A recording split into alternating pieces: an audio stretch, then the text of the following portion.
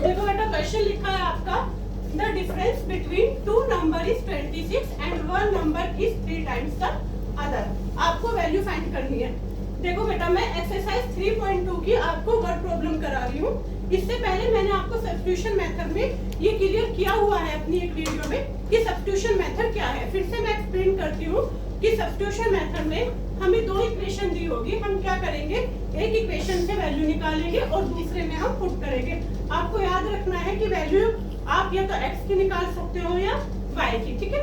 यहाँ पे लिखा है the difference between two number is 26, the difference between two number is 26। तो आप लेट कर लो कि आपके पास जो दो नंबर्स हैं वो कौन कौन से हैं। आपके पास दो नंबर वो x और y हैं। कौन कौन से हैं, x और y, ठीक है। अब क्वेश्चन में लिखा है, देखो आपको क्वेश्चन का ना मेथड मतलब लैंग्वेज समझ में आनी चाहिए कि उसने लिखा क्या। लिखा है the difference between two number is 26, तो x minus y equal to 26।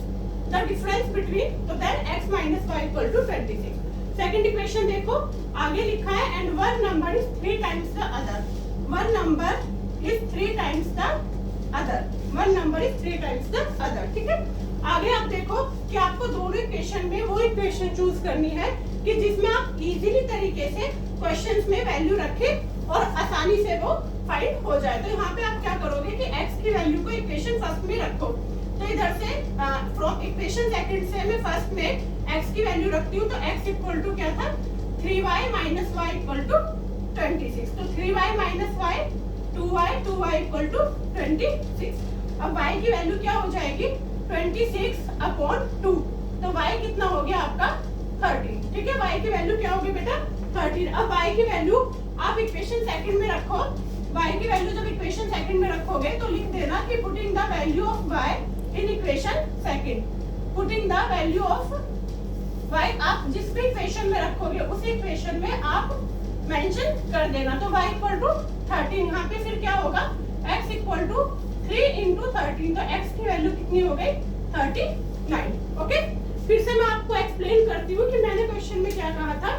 कि क्वेश्चन में लिखा था the difference between two number, तो x minus y equal to 26 and one number is 3 times the other. तो x इक्वल टू 3y। हमने equation second से value निकाली। आप इक्वेशन फर्स्ट से भी निकाल के सेकंड में पुट कर सकते हो, लेकिन हम इक्वेशन में ये देख लेंगे कि कौन सी इक्वेशन में हम आसानी से वैल्यू रख सकते हैं। तो x equal to 3y already ऐसी वैल्यू थी जो हम उठाकर इक्वेशन फर्स्ट में रख सकते हैं। हमने इक्वेशन फर्स्ट में वैल्यू रखी, उसके बाद हमने y की वैल्यू निकाली। y की वैल्यू आप कोई भी इक्वेशन में रख सकते हो, ठीक है। आई होप सबको समझ में आया होगा। अब हम क्वेश्चन नंबर 2 देखते हैं। देखो बेटा सेकंड पार्ट में लिखा है क्वेश्चन में the larger of two supplementary angles exceeds the smaller by 18 degree, find that. देखो बेटा सब अपनी एनसीईआरटी की बुक निकाल के रखना, उसी में ये क्वेश्चन दे रखे हैं। एक्सरसाइज 3.2 की वर्ड प्रॉब्लम है, ठीक है। देखो क्वेश्चन में क्या लिखा है, सॉल्यूशन लिखा है the larger of two supplementary angle. मैंने आपको बताया था कि कॉम्प्लीमेंट्री में दो एंगल का सम कितना होता है 90 डिग्री और सप्लीमेंट्री में एंगल्स का सम कितना होता है 180 डिग्री।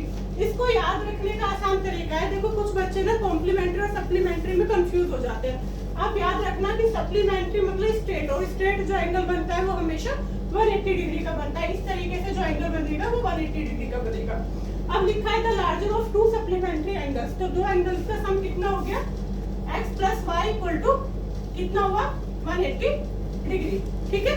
उसके बाद आगे उसने क्या लिखा है, angles exceeds the smaller by 18 degree, मतलब दोनों एक एंगल दूसरे एंगल से कितना 18 डिग्री कम है, क्या है, कम है, ओके। उसके बाद आपने को बोला है कि x और y की आपको वैल्यू फाइंड करनी है। फिर से आपको एक्सप्लेन करती हूँ कि हमें दो एंगल का सम 180 दे रखा है, वो हम इससे पहचान करेंगे कि हमको 180 लिखना है या 90। फिर उसमें लिखा है कि एक एंगल दूसरे एंगल से 18 डिग्री कम है, तो x minus y equal to क्या हो गया 18 डिग्री, ठीक। अब देखो मैं कैसे यहाँ से, अगर किसी को सब्स्टिट्यूशन मेथड नहीं आता तो यहाँ से आप देखो कि मैं कैसे निकालूंगी। फ्रॉम इक्वेशन फर्स्ट से मैं y की वैल्यू निकालूंगी। y की वैल्यू क्या हो गई 180 माइनस x। आपको ये ध्यान रखना है कि आप जिसकी वैल्यू निकाल रहे हो ना उसके पास कुछ भी नहीं होना चाहिए, प्लस में माइनस में मल्टीप्लाई में डिवाइड में कुछ भी नहीं होना चाहिए, उसको अकेला छोड़ दो, ठीक है। उसके बाद आप y की वैल्यू निकालोगे। y की वैल्यू निकालने के बाद आप उस वैल्यू को इक्वेशन नंबर सेकंड में रखोगे। देखो जिस इक्वेशन से वैल्यू निकालते हैं वापस उस वैल्यू को उसी इक्वेशन में मत रखना, क्योंकि मैंने बहुत से बच्चे ऐसे देखे हैं कि वो उसी इक्वेशन से तो वैल्यू निकालते हैं और उसी इक्वेशन में पुट कर देते हैं। ठीक है, आप क्या करोगे, y की वैल्यू इक्वेशन फर्स्ट से निकाल दी, अब इक्वेशन सेकंड में आप वैल्यू रखोगे, तो इक्वेशन सेकंड में रखने पे y की वैल्यू कितनी है 180 माइनस x रखो, यहाँ पे क्या हो जाएगा x माइनस y की वैल्यू 180 माइनस x, तो 180 minus x equal to 18 degree. Okay, अब यहाँ पे क्या करोगे आप माइनस की मल्टीप्लाई करो, तो x minus 180 minus minus plus x equal to 18 degree. अगर साइन ब्रैकेट से पहले साइन है तो उसको ध्यान से आप सोल्व करोगे, माइनस है तो अंदर मल्टीप्लाई करके ही क्वेश्चन को आगे सोल्व करना। इसके बाद x प्लस x कितना हो गया 2x 18 प्लस 180।